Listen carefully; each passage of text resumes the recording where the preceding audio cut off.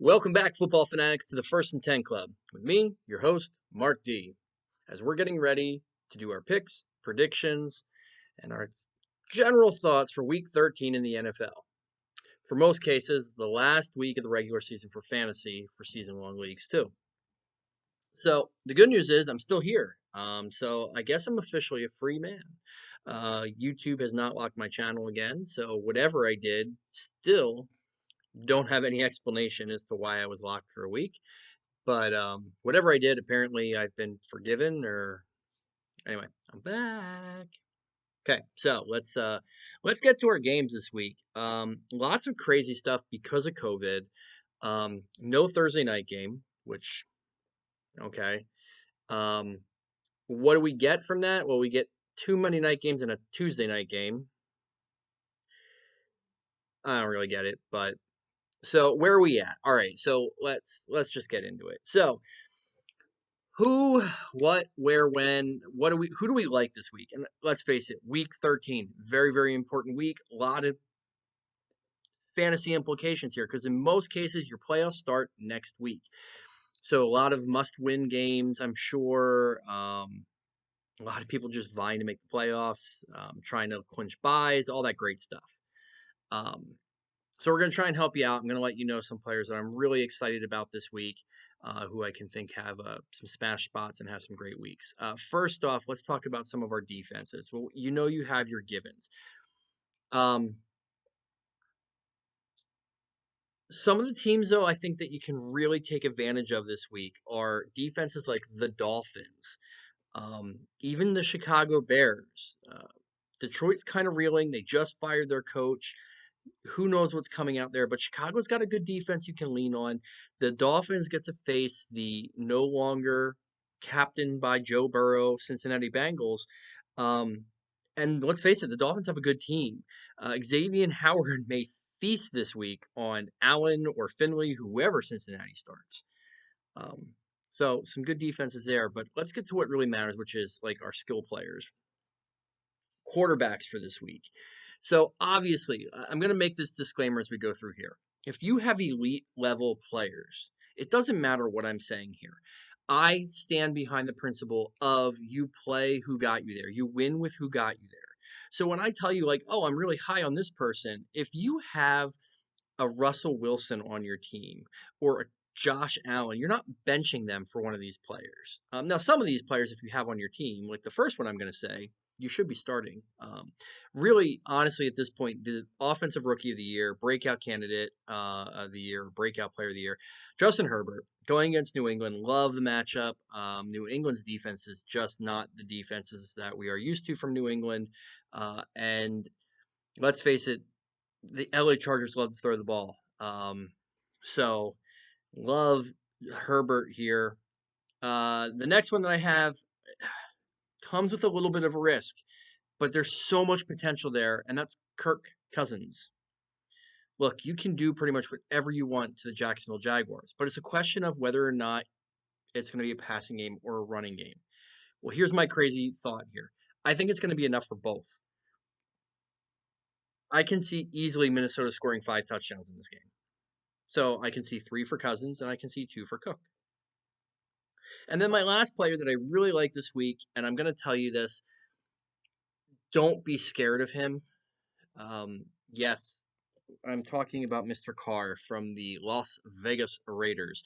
I know he absolutely stunk up the joint last week in a place where he should have smashed. He should have had a great game against Atlanta, and he didn't. It was by far, might quite possibly be the worst quarterback performance of the season, especially when it comes to fantasy purposes.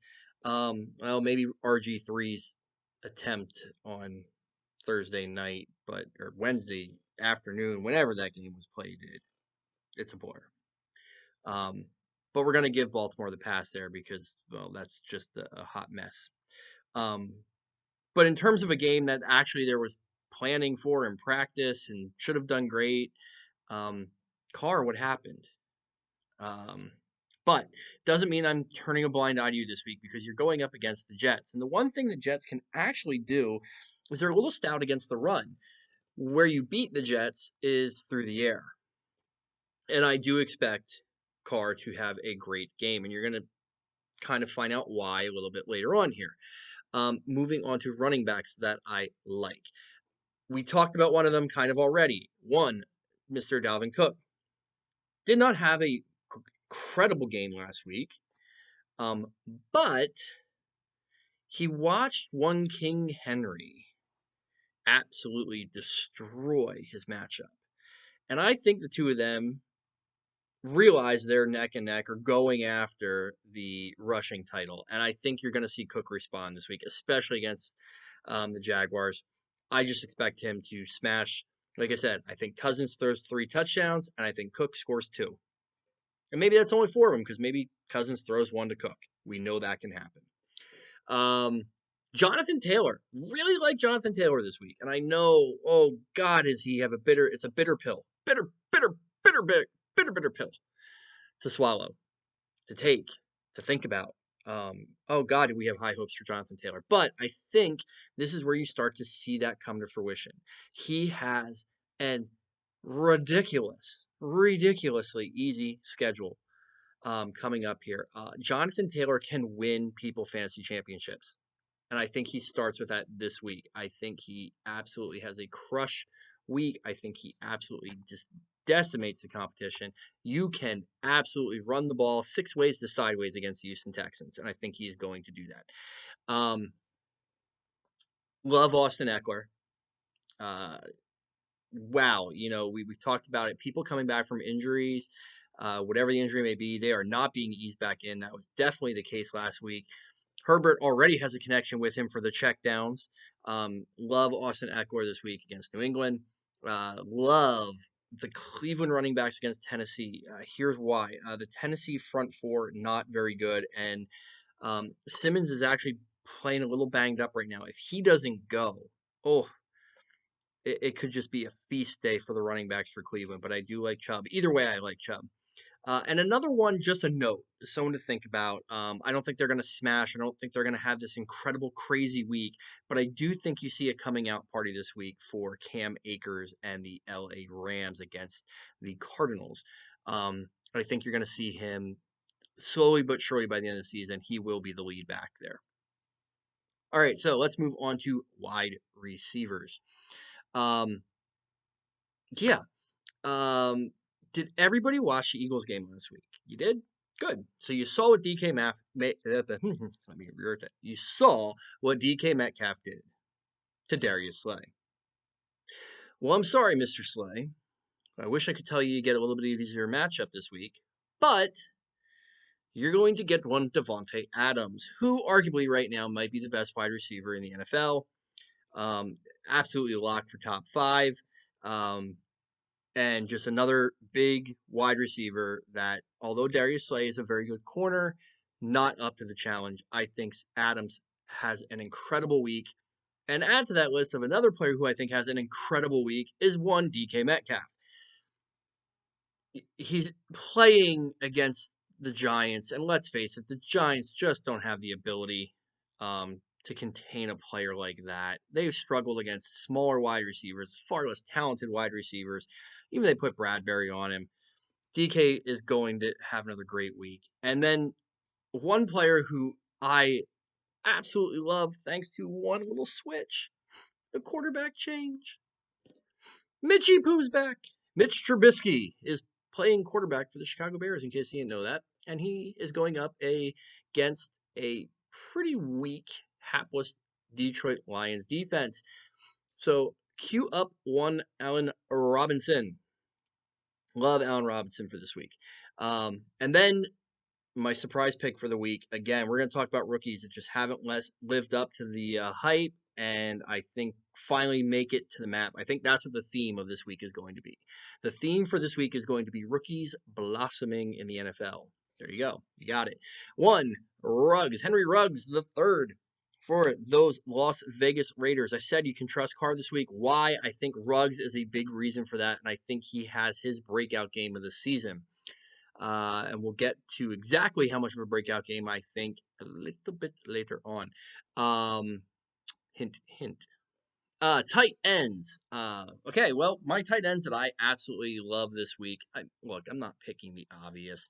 You don't bench, you don't go away from the Wallers and the um, Kelseys of the league because why? They're literally the cream of the crop right now. They are every week starts. But two others that I really like this week are in the same game, and that is Robert Tunyon and Dallas Goddard. Goddard is just a man child right now. I think this might be the only weapon that I have any trust in for Philadelphia. So I love that matchup, and Robert Tunyon, Philly can't cover the tight end. That's simple. I think both of them see the end zone. I think both of them score. So defenses I'm avoiding this week. I've heard the debate back and forth, and yes, look, they are a very good underrated defense. But I am staying away from the LA Rams this week. And the other one, and I'm just going to say it because we're going to talk a little bit more about it. Um, I'm staying away from Pittsburgh this week. Um, Part of it is the whole COVID issue. They're recovering from that. The short week, lack of practice. I know they're undefeated. Um, they just lost Bud Dupree. So that's your second linebacker that you've lost on the year. I'm hesitant with Pittsburgh. Now, just as much as I'm hesitant, that doesn't mean that they can't put up three defensive scores. But it's just a team that I'm shying away. If I'm playing daily fantasy, I'm not using Pittsburgh. Let's put it that way. One, they're probably going to be one of the more expensive defenses. And two, there's just other options that I'd like to go for before them. If you play team defenses in your year-long leagues, like if you have Pittsburgh, you're not benching Pittsburgh. Again, you play who got you there. Quarterbacks, I'm staying away from this week. These are all candidates. Even if this is who you've depended on this week, you might want to go with a streaming option. I hope these aren't who you've depended on all year, but it could be, especially with injury. Cam Newton, man, he has just fallen apart, and it's not going to get any prettier. Um, it really just isn't. It's unfortunately I don't think you're looking at a starting quarterback anymore. I really don't. I think he could be a very good backup quarterback, where he mentors somebody. Maybe whoever gets Trey Lance next year in the draft, like that could be a good spot. Um, like I said, I just don't think Newton is that elite quarterback anymore in the NFL, and he's really a fringe line starter. Carson Wentz, like I said, other than Goddard, I'm really hesitant to do anything in a Philadelphia uniform. I don't know what's going on there, but in a week where you need to win, you're dependent on winning. Oh, it's a really deep breath, and you're taking a big leap of faith starting Philly players. And I'm going to have to do that in one of my leagues because I have Miles Sanders. So, and I'm going to because, again, you play with who got you there, but Philly just looks really rough right now. And then Nick Mullins. Not some people have been streaming 49ers, but this week against the Bills, yeah, no Nick Mullins. Running backs I'm out on this week. Clyde Edwards-Helaire, I just don't foresee this being a game where he has this incredible week. Denver is a little tough against the run. And it's just so weird in Kansas City. It's so hard to predict. Again, if that's who your running back is, if that's your only option, okay, then you need to roll with Clyde Edwards-Helaire. But for daily fantasy, I'm staying away from that. And then a running back who's been in the top 12 for the past, well, actually, he's just in the top 12 for the year. I think in the past 3 weeks, he's been in the top 5. Yes, top 5. And on my team, can't play him this week. One, Antonio Gibson. Yeah, he might get a touchdown for you, but it's just not going to be, you're not going to get that week. You're not going to get the game that you got on Thanksgiving. The Steelers shut down running backs. Absolutely. I believe they are vulnerable in the air, but they shut down running backs. I don't see Antonio Gibson having a fantasy smash week in any way, shape, or form. I think it's going to be a struggle for him to be fantasy relevant.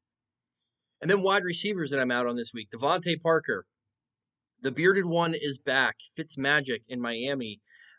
except he might not be. Um, Tua is practicing, and that seems to be trending towards him playing. If Tua plays, for whatever reason, Parker and Tua don't click right now. So I am absolutely out on that. Despite an extremely favorable matchup, I would love to see this game with Fitzpatrick playing at QB. If Fitzpatrick was playing at QB, I would be all in on Parker. I'd be all in on Gesicki. Um, but there's no guarantee for that, and it doesn't seem to be trending that way. And then Stephon Diggs, um, in the Buffalo San Francisco game, Sherman is back. Um, there's been issues there before. I just don't trust Diggs in this game. I don't. He might have a decent game. I just don't trust him. Tight ends, I'm out on this week. Reed, I don't know. This 49ers went from a team that focused all their offense through their tight end to a team that seemed to forgot that there is a tight end. And then Akins, who has been looking pretty good for the Texans, except he's now playing against the Indianapolis Colts, who are the number one defense against tight ends, and I don't think that changes. So that gives you a little bit of a background on who I like and who I don't like for this week. Again, I understand this is a big week in fantasy. This is a make or break week. Please, if you have questions about who to start, who to sit, I don't just tell you who. I'm not just going to, you tell me, do I start Josh Allen or Justin Herbert this week? I'm not going to just be like, oh, play Herbert. I like him better. I'm going to explain to you what my reasoning is and what my thinking is and who I would pick, but I'm going to leave the decision up to you. Um, so we're going to give you knowledge. Please, if you have questions, ask. And I don't always get them right. I really don't. One of the ones I got wrong last week, I had the choice to pick between Hill for Atlanta and Mostert for San Francisco. Now, my reasoning was that was a game that Atlanta controlled. He should have smashed for that. I expected them to run. The Raiders can be run on. The game script was there. Everything was there except he didn't produce. And that's the thing. These players are human. Things are going to happen. Mostert was coming off an injury. I didn't know really what his role would be. He didn't have an incredible week, but he had a better week than Hill because he found the end zone. So we get it wrong from time to time, but we can at least give you what the rationale and reasoning is that you need to be thinking about. All right. So with that being said, let's get to our bold predictions for the week, and we have some really good bold predictions for you. First off, we talked about Jonathan Taylor breaking out this week, and I do think he breaks out. I expect a buck 25, 125 yards from scrimmage for Mr. Taylor, and count them, not one, but 2 touchdowns this week. I also believe you are going to see three wide receivers go for 150 yards and 2 touchdowns. Now, it might not be these three, but the reason I'm making this prediction is I can see these three doing it. I'm sure there's other candidates out there, but one Devontae Adams, I think DK Metcalf has the possibility again, and one Henry Ruggs the third. I called it earlier. I think he busts out this week for 2 deep shots. It might only be 2 catches. It literally could be 2 catches for 75 yards plus and 2 touchdowns. But that's a hell of a fantasy line. And then my third bold prediction of the week. And I don't know why. And yes, it is homerism, but there's just something about it. It's not going to happen. Teams, I can't picture the Steelers, and I'm not saying they're a bad team. I'm not discrediting them, but they have struggled against teams.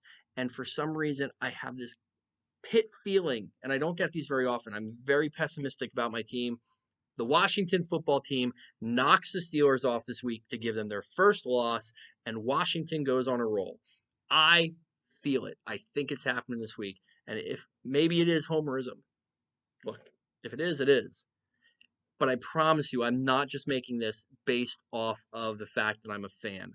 Washington's defense is really starting to come together. They have found a gem in Cameron Curl, who has taken the place of Landon Collins. Their defensive line is getting pressure. Their linebackers are starting to play up to speed. They're forcing turnovers, and the offense is really starting to click. Alex Smith gets more and more comfortable every week, and here's the key point to it. They switched Morgan Moses to the left tackle position. They shuffled that line around, and I think they finally found the formula that works. The offensive line is giving Alex Smith time and protection. They're opening running lanes. I just think this is a game, as long as they don't give it away. And Washington is capable of doing that. But I think this is a game they play good, solid, all around football on all phases. They build off of that incredible win against Dallas on Thanksgiving, and they knock the Pittsburgh Steelers off for the first time in 2020. Hey, it's 2020. Anything's possible. I said, what would be more COVID and 2020 than seeing the Cleveland Browns and the Washington football team in the Super Bowl? I'm not saying that's happening, but if it did, I'd be happy. And, well, let's face it, it's 2020. How many people would really be surprised? So let's get into our game picks for the week. What's my lock for the week? Well, unfortunately, Cincinnati has a bad defense. They lost their franchise quarterback, and all of a sudden, their offense doesn't seem to work under Allen or Finley. And Miami's got a pretty good defense, so my lock of the week is the Dolphins over the Bengals. I'm also going to pick this week the Cleveland Browns over the Tennessee Titans. I don't think it's a knock on the Titans. I really don't. I'm not trying to say that. What I'm trying to say is I believe Cleveland is starting to understand what it is to be a team that wins. And they're starting to figure out that winning culture, and they are just running the ball down other teams' throats. I think there's going to be a ton of running yards in this game, but ultimately the Browns pulled off. I'm taking Green Bay over the Philadelphia Eagles. Look, I know Philly is capable of an upset, but right now I have not seen anything on offense to show me that Philly can keep up with Aaron Rodgers and the Green Bay offense. And then for my last one, since we don't have a Thursday night game, I'm just picking the LA Chargers to continue the beatdown of the New England Patriots.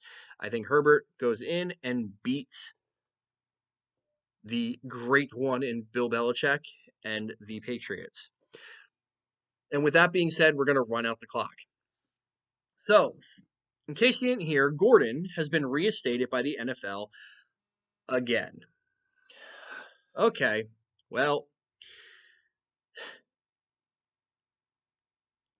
all I'm going to say is you see this so often in the NFL where you have players that have just amazing abilities and amazing talent, and for whatever reason, things off the field get in the way of that.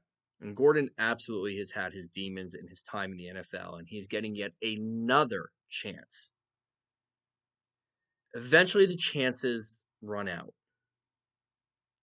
I really hope that Josh Gordon takes advantage of this time, that he takes advantage, keeps his nose clean, keeps his head clean, that he has the right people around him because, look, I've said this before, this is deja vu, but the opportunities are running out. So, I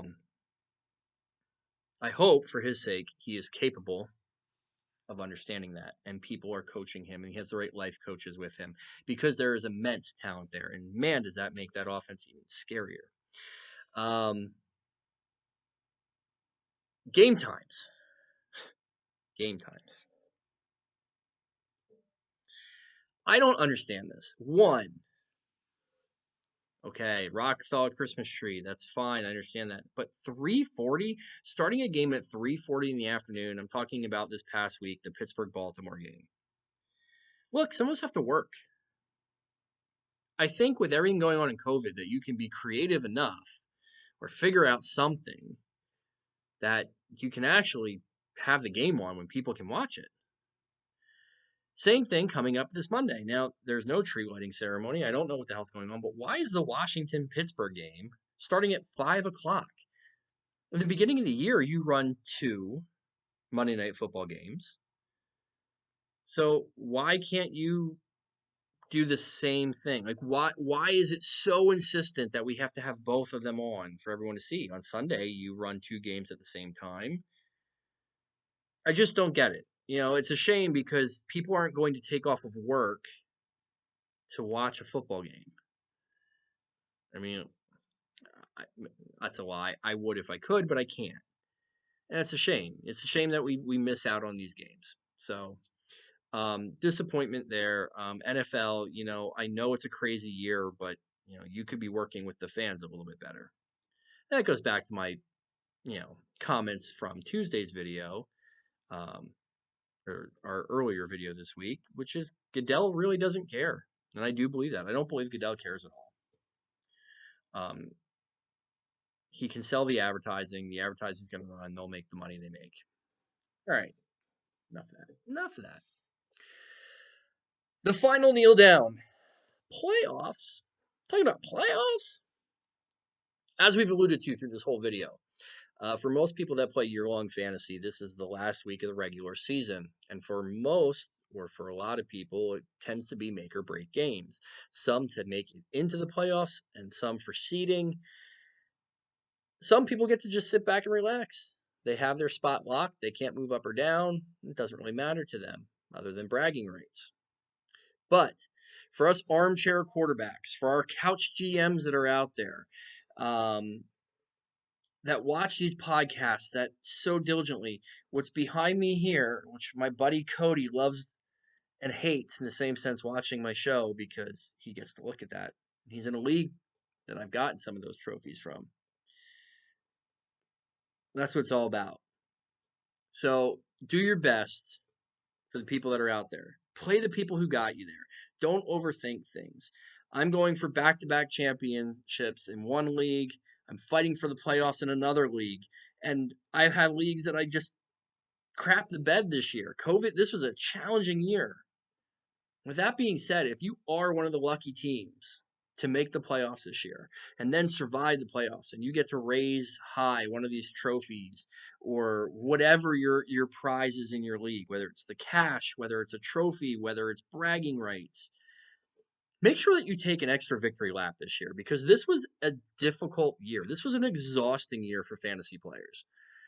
We've had challenges we've never had to face. We've had litanies of injuries to top tier players. God, the first round almost feels like a wash this year. Then add on top of it, guessing when games are going to be played, if they are going to be played, are they not going to be played? Refs that seem to favor other teams more than others. Camera angle, Pittsburgh Steelers fans. Look, all I'm saying is enjoy it, revel in it. Good luck to all my fantasy players that watch the show. With that being said, if you're not a subscriber yet, please make sure you click subscribe down below. Follow, like the videos, share the videos. Give me feedback. Tell me I'm crazy. Tell me I'm wrong. Please feel free to tell me I'm crazy this week. Like I said, week 13, the week of the breakouts for rookies. That's my theme for the week. And with that being said, I'm Mark D for the First and 10 Club. We will see you on Tuesday. Actually, scratch that. You'll see me on Wednesday because we're going to make sure that we can recap all the games for this week. So you'll see me on Wednesday night, and we'll go over everything that happened in the NFL in Week 13. We'll talk about playoffs for fantasy. And with that being said, let's go football. We'll talk to you all real soon.